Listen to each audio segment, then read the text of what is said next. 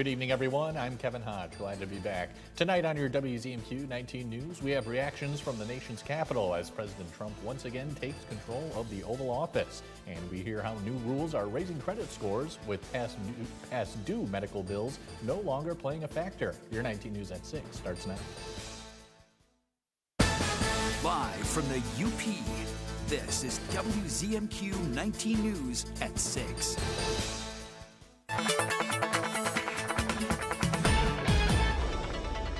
Bitter to extreme cold for tonight here in Marquette. You can see a solid, pretty much in the minus teens once we get past the evening hours here.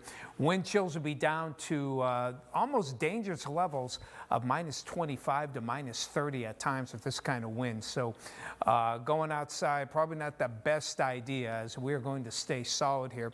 But partly cloud, mostly clear skies with some decent wind as well. Rest of the forecast coming up later in the show. Kevin? Tom, thank you. The cold temperatures did not deter Trump supporters who lined up at Capital One Arena as early as midnight this morning to have a front row seat to today's events. WZMQ's Washington, D.C. correspondent Brendan Scanlon spent the day outside the arena where he caught up with several supporters, including some from Michigan. We had to go USA head to toe. Outside the Capital One Arena in Washington, D.C. I'm very happy and very excited. Ecstatic. It's just good to be with family to witness such a great event. Oh my God, this is like history. It's crazy. Thousands of people from across the country. Washington State, New York City. Southern California in Ventura County. Seattle area. Arriving well before the crack of dawn. About 1 o'clock. 1:30. 2 a.m. We got here about 2:30 this morning. We got in line about 3 o'clock this morning. 3:30. All excited despite the last-minute indoor inauguration due to dangerously cold temperatures. But these thousands of Trump supporters headed to the arena despite frigid temperatures for a chance to watch a live stream of the ceremony and witness the day's indoor inaugural events. Number one thing would be just seeing the executive orders because we really need to get back on track with our country. It's meeting all the different, people supporting the new presidency and coming from all over. And I mean, we've met people from all over, all ages, all different backgrounds. It's a full circle moment for supporters who recall the Butler, Pennsylvania assassination attempt well. You at the July 13th? Sure was, right behind Trump. Katie Furman not only witnessed the tragedy, but lost a dear friend, Corey Comparator, the volunteer firefighter who was killed at the July 13th Trump rally. That was terrifying, and we're just blessed we're alive. We lost a friend, and our other friend is here now, which is great. But we're just happy to be here. Reporting in Washington, Brendan Scanlon, WZMQ 19 News. More than 40% of American adults say they're in debt due to medical or dental bills. A new rule by the Consumer Financial Protection Bureau will prevent the 3 credit reporting agencies from including past due medical bills in credit reports. The CFPB predicts millions of Americans will see their credit score rise by as much as 20 points. Well, I think it can certainly be impactful to a lot of people that may have medical debt that's blemishing their credit and reducing their credit scores. Fannie Mae and Freddie Mac do have minimum credit score requirements for some of their loan programs, so this could mean that more people could potentially qualify for those programs. Prim believes this new rule will now allow millions of people to qualify for loans and financing. We have your first warning weather forecast coming up after the break. Plus, we're live in Washington, D.C. with the latest as President Trump begins his second term. We're back in 2 minutes.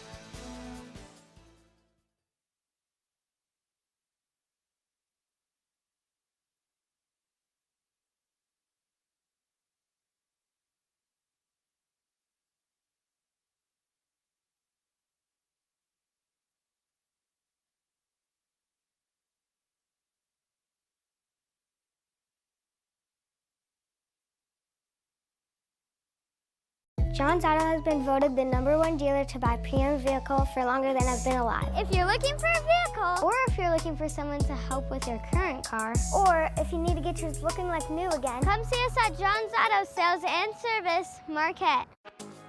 Give your home a fresh new look with our energy-efficient windows and stylish doors. And here's a deal you won't want to miss. For a limited time, when you buy 3 windows or doors, you'll get 1 free. That's right, buy 3, get 1 free. Don't wait. This offer ends February 28th. Call today and start transforming your home with a window store. Quality windows, doors, and unbeatable savings. Only at the Window Store. Woohoo! Gambling ads are getting pretty hard to ignore. Bet now. Free bet. Bet now. Free bet. Bet for free. Bet free bet. Free bet. If you choose to gamble, make sure you play it safe. For tips that will help, go to don'tregretthebet.org. A message from the Michigan Gaming Control Board. Is your parents' car sounding funny? Do you hear any clunks, rattles, squeaks, or leaks? Tell them to call John's Auto Service Department for fast, friendly, and affordable service. Come see us at John's Auto Sales and Service, Marquette. Tonight's weather is brought to you by Shunk Furniture. It's Shunk's Big Winter Sale. It's that time of year when you spend more time on your sofa, more time on your recliner, and more time in bed. During Shunk's Big Winter Sale, you'll save on the furniture you need. And there's big savings on quality Amish dining room, too. Have it built the way you want it, or save even more on floor sample closeouts. And mattresses from Serta, Sealy, Tempur-Pedic, and Stearns & Foster. The selection and discounts have never been greater. Shop Shunk's Big Winter Sale at both locations for big discounts. Shop Shunk's in Marquette today. Now, WZMQ TV19 First Warning Weather with meteorologist Tom DeVecchio. As you check things out, the cold is really the big news over the next several days here. Some of you will get lake effect snow. We'll check that out in a moment. And of course, Upper Peninsula, kind of hardy there when it comes to the cold air, but this is really what we call extreme. Extreme cold warning that replaces the wind chill warning that the Weather Service used to give out here. And that cold warning is going to go on right on through at least Tuesday afternoon. That means wind chills could get as low as -30. Now, they're going to average out close to -20, but we'll have -30 from time to time. So the frostbite risk is pretty high, as you can see, for Monday and into Tuesday here. It does get a little better as we head on toward the middle of the week as wind chills get above 0. But for the rest of the day, Tuesday, you're going to want to watch and make sure you bundle up. If you don't have to go outside, stay indoors, wait until the things warm up here. In the meantime, future winds into Tuesday start to shift toward the southwest. That'll push any lake effect offshore, and the winds will die down later on Tuesday, easing the extreme wind chill effect, but we will hardly be out of the woods here. You can see wind chills could still get down to the -30s by Tuesday morning here. And look at that. I haven't seen wind chills that low in years. Ironwood down to -47. Even the warm, quote, warm spots will have wind chills in the -20s. You get the picture. Frostbite could occur in just a minute or two if you have wind chills under -30. Things do improve as we head on toward Wednesday. By Wednesday morning, the winds die down, putting our wind chills in the -teens.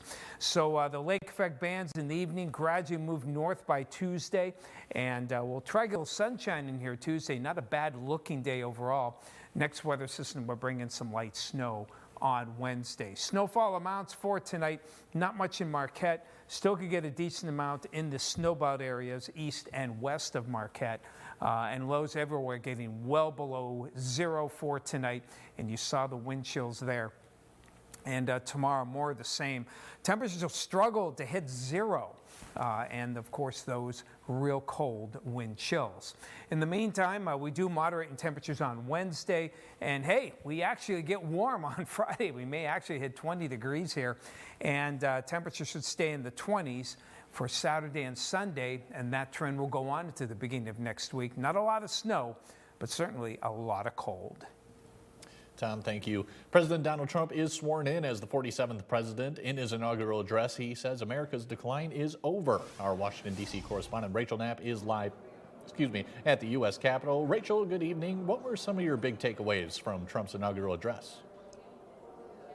Good evening, Kevin. Yes, so he really laid out his plans for his second administration, saying he wants to focus on domestic issues. But his inauguration address today was very similar to his first inauguration address 8 years ago, which was been dubbed American Carnage. The Constitution of the United States. In a remarkable return to the White House. Congratulations, Mr. President. Donald John Trump is president again.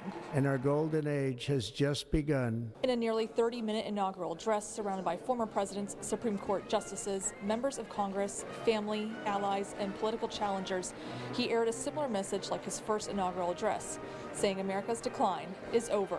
During every single day of the Trump administration, I will very simply put America first. Trump says he will hit the ground running, immediately declaring a national emergency at the southern border, promised to take control of the Panama Canal, and end government DEI programs, which support promoting diversity, equity, and inclusion. As of today, it will henceforth be the official policy of the United States government that there are only two genders, male and female. Just 4 years ago, Trump supporters stormed the U.S. Capitol in an attempt to stop the election certification. The Justice Department charged him with trying to overturn the election results, but those charges were dropped following his election victory. The scales of justice will be rebalanced.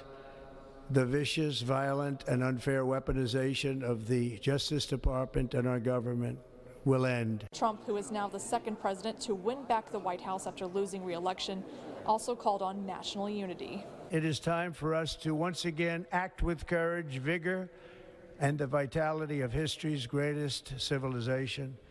So as we liberate our nation, we will lead it to new heights of victory and success. Now, Kevin, Senator Slotkin tells me that following Trump's inaugural address, she believes that there are some areas that she can work with this new administration, particularly with China and in the auto industry. Kevin, back to you. Rachel, thank you very much, and we'll be right back after this. It's time to clear out the showroom for Kirkish Furniture's January clearance sale. Find year-end savings in every department all month long. Furniture, mattresses, appliances, and flooring. Shop Kirkish Furniture's January clearance sale while supplies last. Get connected to your community and your world. Scan this right now for weather, news, video, community events, instantly at your fingertips. The app from 19 News.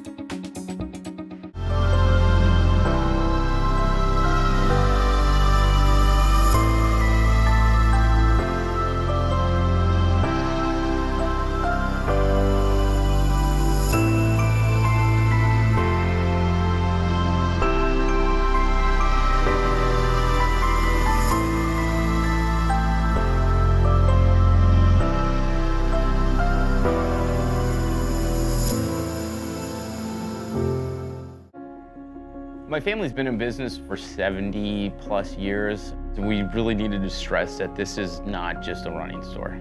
Our running shoes are good for everybody.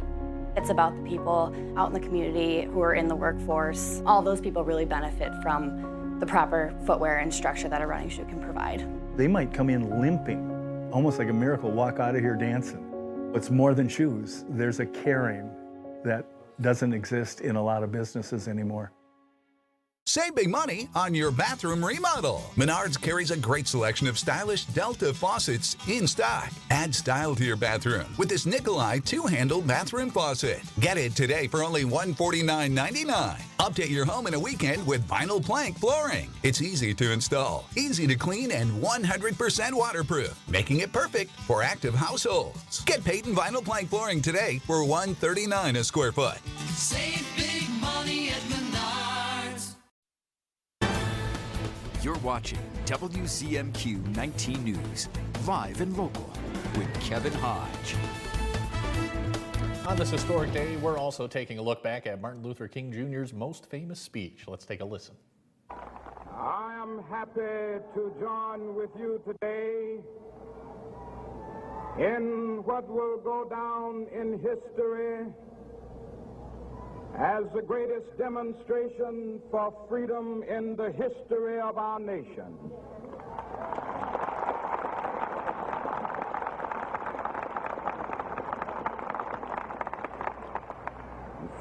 50 years ago, a great American in whose symbolic shadow we stand today signed the Emancipation Proclamation. This momentous decree came as a great beacon light of hope to millions of Negro slaves who had been seared in the flames of withering injustice. It came as a joyous daybreak to end the long night of their captivity. But 100 years later, the Negro still is not free. 100 years later,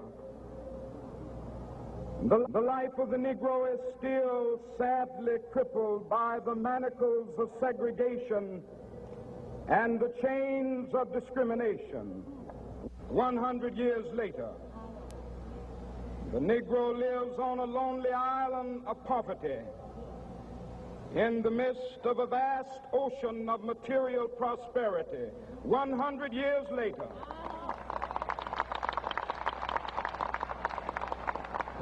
the Negro is still languished in the corners of American society and finds himself in exile in his own land.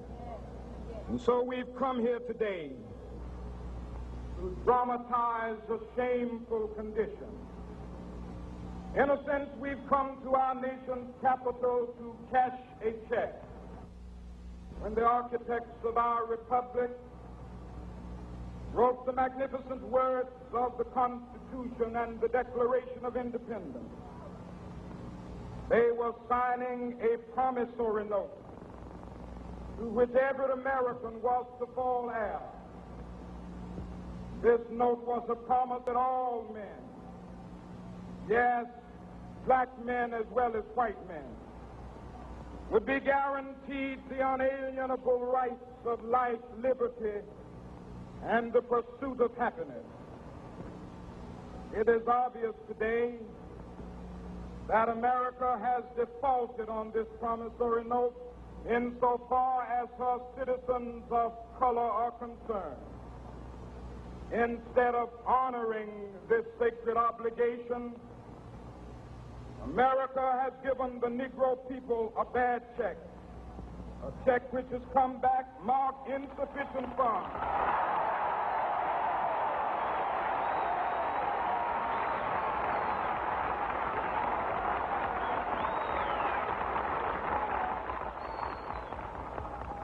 But we refuse to believe that the Bank of Justice is bankrupt. We refuse to believe that there are insufficient funds in the great vaults of opportunity of this nation. So we've come to cash this check, a check that will give us upon demand the riches of freedom and the security of justice.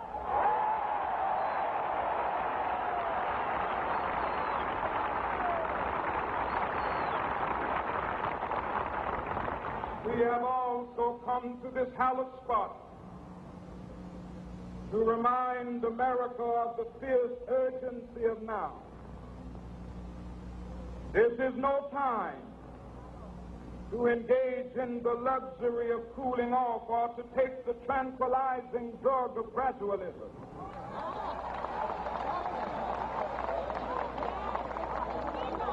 Now is the time to make real the promises of democracy.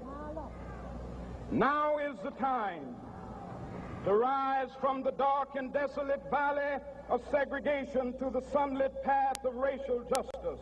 Now is the time to lift our nation from the quicksands of racial injustice to the solid rock of brotherhood. Now is the time to make justice a reality for all of God's children. It would be fatal for the nation to overlook the urgency of the moment. This sweltering summit of the Negro's legitimate discontent will not pass until that is an invigorating autumn of freedom and equality. 1963 is not an end, but a beginning. Those who hope that the Negro needed to blow off steam and will now be content will have a rude awakening if the nation returns to business as usual.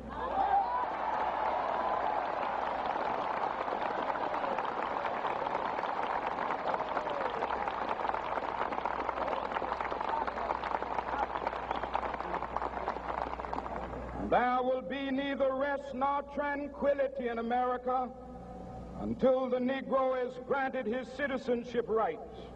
The whirlwinds of revolt will continue to shake the foundations of our nation until the bright day of justice emerges. But that is something that I must say to my people who stand on the warm threshold which leads into the palace of justice. In the process of gaining our rightful place, we must not be guilty of wrongful deeds. Let us not seek to satisfy our thirst for freedom by drinking from the cup of bitterness and hatred.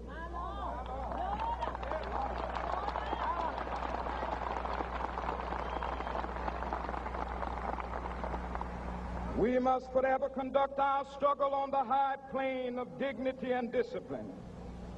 We must not allow our creative protests to degenerate into physical violence. Again and again, we must rise to the majestic heights of meeting physical force with soul force. The marvelous new militancy which has engulfed the Negro community must not lead us to a distrust of all white people. For many of our white brothers, as evidenced by their presence here today, have come to realize that their destiny is tied up with our destiny.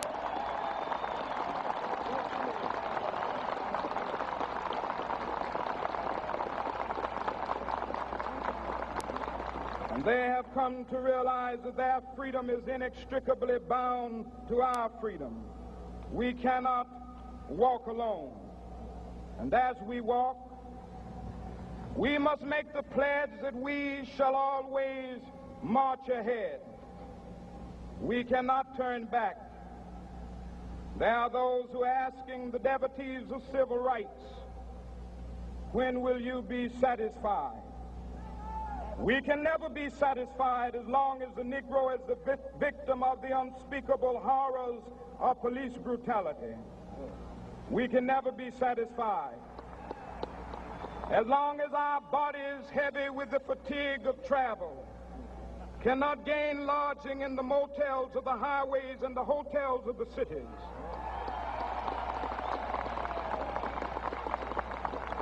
We cannot be satisfied as long as the Negro's basic mobility is from a smaller ghetto to a larger one. We can never be satisfied as long as our children are stripped of their selfhood and robbed of their dignity by signs stating for whites only.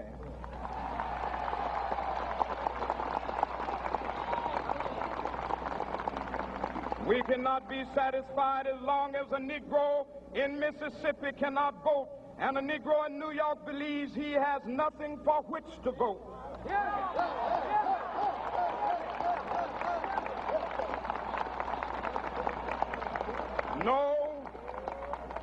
No, we are not satisfied, and we will not be satisfied until justice rolls down like waters and righteousness like a mighty stream.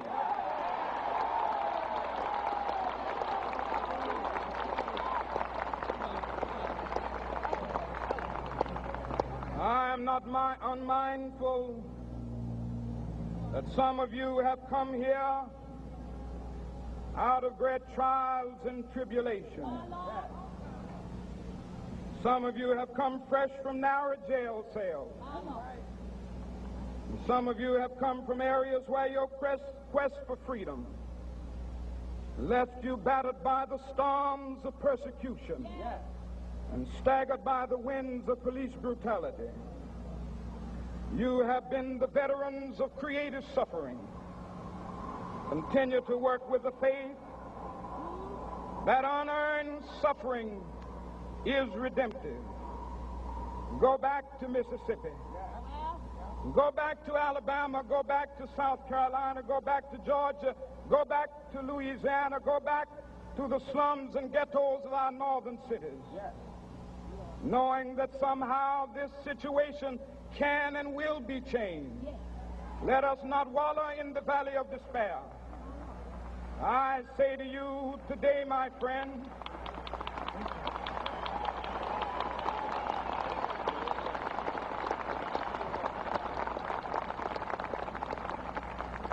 so even though we face the difficulties of today and tomorrow, I still have a dream. It is a dream deeply rooted in the American dream. I have a dream that one day this nation will rise up and live out the true meaning of its creed. We hold these truths to be self-evident, that all men are created equal.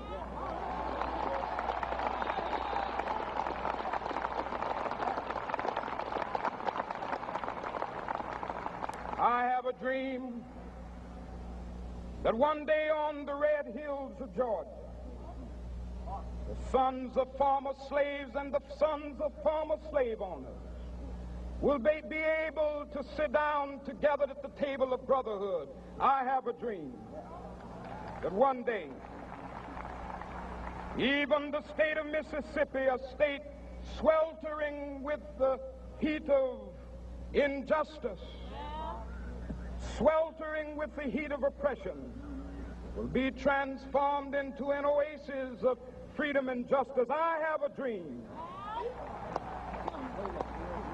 that my 4 little children will one day live in a nation where they will not be judged by the color of their skin, but by the content of their character. I have a dream today.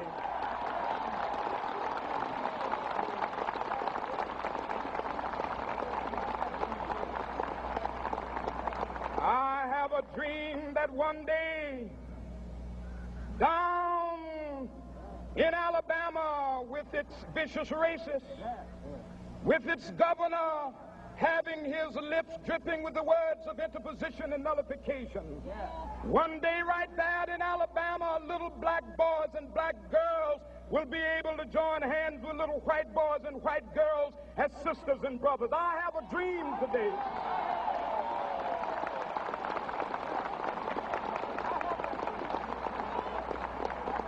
I have a dream that one day every valley shall be exalted, and every hill and mountain shall be made low, the rough places will be made plain, and the crooked places will be made straight, and the glory of the Lord shall be revealed, and all flesh shall see it together.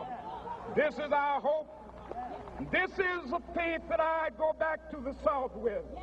With this faith, we will be able to hew out of the mountain of despair a stone of hope. With this faith, we will be able to transform the jangling discords of our nation into a beautiful symphony of brotherhood. With this faith, we will be able to work together, to pray together, to struggle together, to go to jail together, to stand up for freedom together, knowing that we will be free one day. This will be the day. This will be the day when all of God's children will be able to sing with new meaning, "My country, 'tis of thee. Sweet land of liberty, of thee I sing. Land where my fathers died, land of the pilgrim's pride. From every mountainside, let freedom ring. And if America is to be a great nation, this must become true. And so let freedom ring. From the prodigious hilltops of New Hampshire, let freedom ring. From the mighty mountains of New York, let freedom ring. From the heightening Alleghanies of Pennsylvania, let freedom ring. From the snow-capped Rockies of Colorado, let freedom ring. From the curvaceous slopes of California. But not only that, let freedom ring from Stone Mountain of Georgia. Let freedom ring from Lookout Mountain of Tennessee. Let freedom ring from every hill and molehill of Mississippi, from every mountainside. Let freedom ring, and when this happens, and when we allow freedom ring, when we let it ring from every village and every hamlet, from every state and every city, we will be able to speed up that day when all of God's children, black men and white men, Jews and Gentiles, Protestants and Catholics, will be able to join hands and sing in the words of the old Negro spiritual, free at last, thank God Almighty, we are free.